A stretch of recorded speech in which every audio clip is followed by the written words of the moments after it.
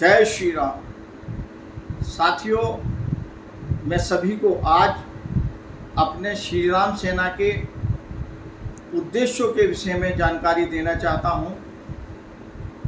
हमने श्री राम सेना का गठन 1995 में किया था। बीच बीच में हमारे ऊपर विपदाएं आपदाएं आती रहीं। हमारे संगठन को सरकार ने भी बंद कराने का प्रयास किया। हमारे एक बार जो हमारे रजिस्टर वगैरह थे उनको भी पुलिस उठा करके ले गई थी और हमको आदेश दिए गए कि इस संगठन को आप बंद करें। लेकिन हमने बराबर संगठन को अपने हिंदुत्व के लिए जो हमारी धारणा है हम चला रहे हैं। हम किसी से दबने वाली नीति पर नहीं हैं। हम अपने हिंदू धर्म का प्रचार प्रसार करने के लिए स्वतंत्र हैं।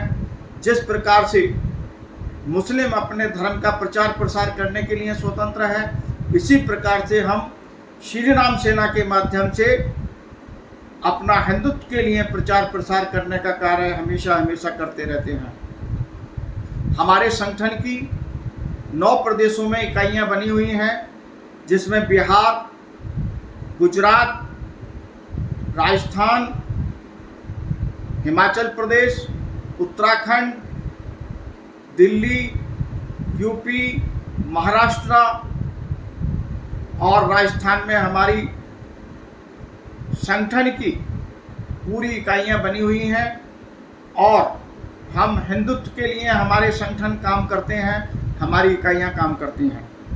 जैसा कि मैंने अभी आपको बताया कि हमारे श्री राम सेना के क्या उद्देश्य हैं। जब हमने गठन किया था तब हमारा उद्देश्य था राम मंदिर का निर्माण, हमारे आराध्य भगवान राम मंदिर का अयोध्या में निर्माण, धारा 370 का खात्मा, एक देश एक संविधान, ये हमारा मुख्य उद्देश्य थे।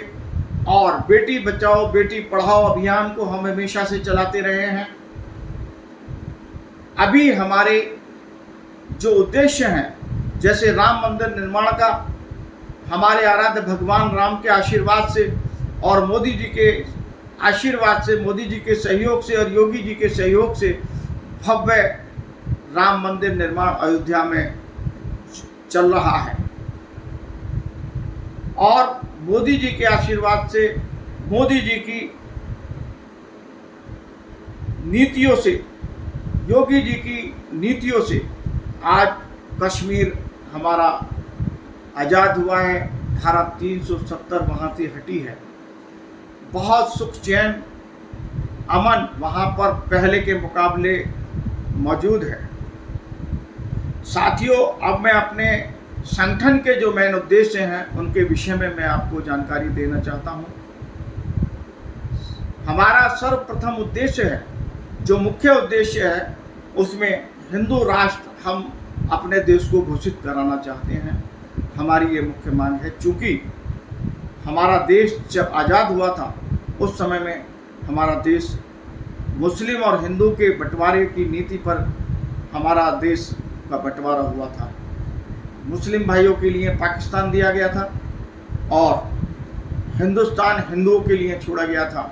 जब पाकिस्तान मुस्लिम कंट्रीज घोषित हो सकता है और मुस्लिम कंट्रीज वो है, तो हमारा हिंदुस्तान, हमारा हिंदू राष्ट्र घोषित होना चाहिए।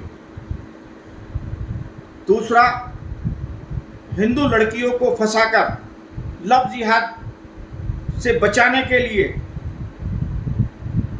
हम चाहते हैं कि यहाँ पर जो लव जिहाद का कार्य चल रहा है मुस्लिम लड़कों के द्वारा, उनको फांसी की सज़ा हो या उस पर एक कानून बने जिससे अगर कोई भी मुस्लिम लड़का हमारी हिंदू लड़कियों को फंसाता है तो उसको सज़ा का प्रावधान कड़े से कड़ा होना चाहिए। हिंदू केंद्रीय बोर्ड का गठन होना चाहिए। जब मुस्लिम वक्फ बन सकता है, मुस्लिम वक्फ बोर्ड बन सकता है, तो हिंदू केंद्रीय बोर्ड का गठन क्यों नहीं हो रहा है आज तक?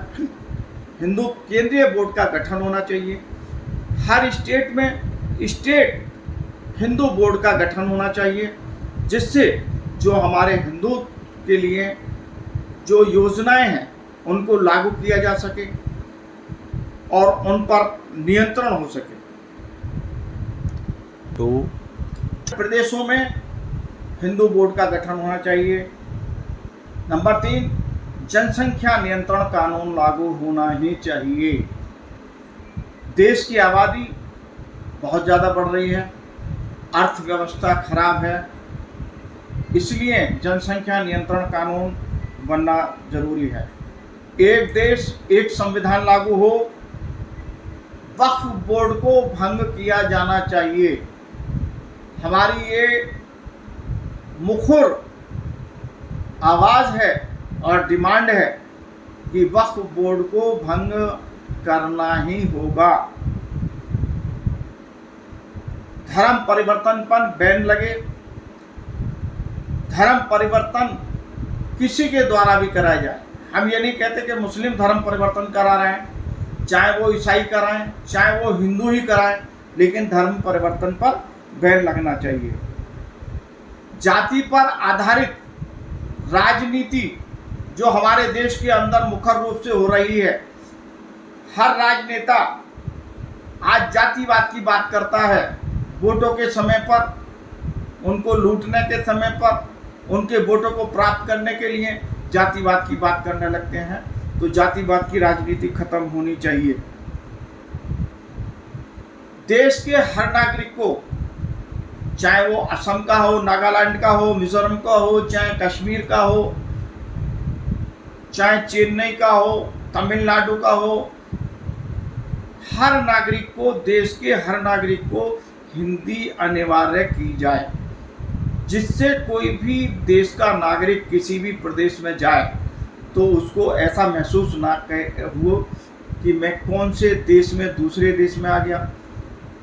उसको ऐसा प्रतीत ना हो कि मैं किसी दूसरे प्रदेश में, दूसरे देश में तो नहीं आ गया।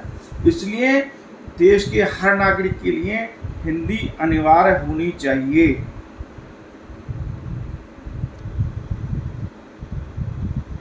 बेटी बचाओ बेटी पढ़ाओ अभियान,